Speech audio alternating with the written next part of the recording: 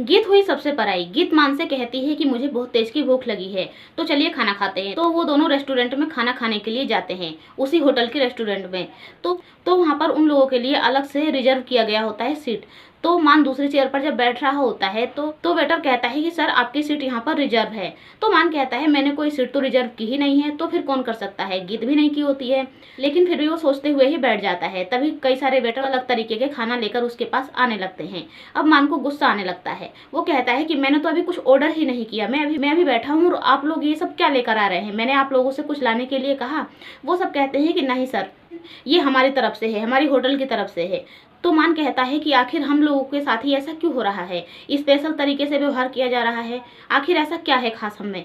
तो वो कहता है कि सर ये सब कुछ तो हमें नहीं पता, हमें तो जो कहा जाता है वो हम करते हैं। तो मान कहता है आप लोगों से ये सब कौन कहता है।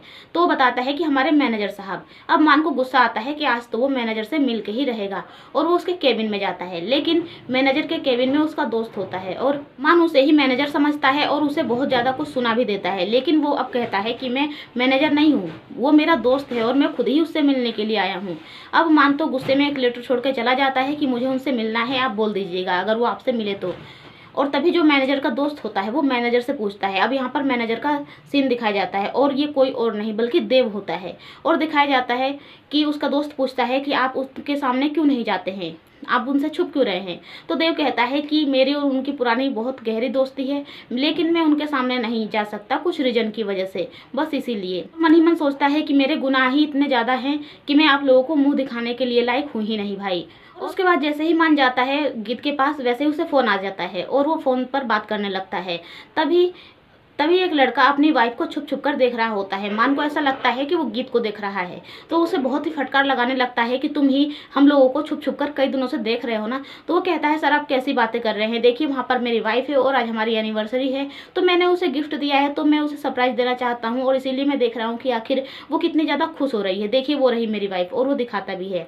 और उसकी वाइफ से फिर जाके वो मतलब अपनी वाइफ से जाकर गले भी लग जाता है। तो मान सोचता है कि हाँ हाँ मैं ही गलत था। वहीं दूसरी तरफ एनी, पिंकी, अर्जुन और रोमियो और बाकी सभी लोग काम कर रहे होते हैं और बहुत ज़्यादा रात हो चुकी होती है। लेकिन सब लोग लगे होते हैं कि किसी भी तरह से काम को ज़्यादा से ज़्यादा निपटा दिया जाए। तभी एनी को फ़ोन करता है रोमियो और वो कहता है कि तुम रिंग सेलेक्ट करके रखो और मैं वहाँ पर आ रहा हूँ देखने के लिए। तो कहती है कि ठीक है, और मेहंदी वाली को भी बुला लेती है। और मेहंदी वाली आती है और डिज़ाइन दिखा रही होती है बुक पर। तो मानव आ जाता है और एनी मानव से पूछती है कि आपको कौन सा इसमें से डिजाइन पसंद है। तो कहता है मुझे समझ में नहीं आ रहा है, तुम अपने हाथ पर लगवा लोगी ना तो मुझे समझ में आने लगेगा। तो उसके कहने पर एनी हाथ पे लगवा लेती है। तो उसका हाथ पकड़ के बड़े ही ध्यान से देख रहा होता है और ये सब कुछ अर्जुन को बिल्कुल भी पसंद नहीं आ रहा होता है। इतने में रिंग भी आ जाती है। अब एनी कहती है कि लो तुम्हारी भाभी की रिंग आ गई और तुम देख लो कितनी ज़्यादा प्यारी है।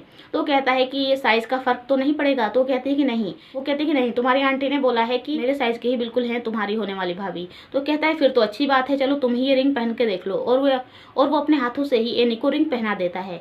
अब अर्जुन को और भी ज़्यादा गुस्सा आता है और वो वहाँ से उठकर चला जाता है। एनी समझने लगती है कि अर्जुन को जलन तो हो ही रही है और कहीं ना कहीं अर्जुन उसे प्यार करता है, इसीलिए तो जलन हो रही है।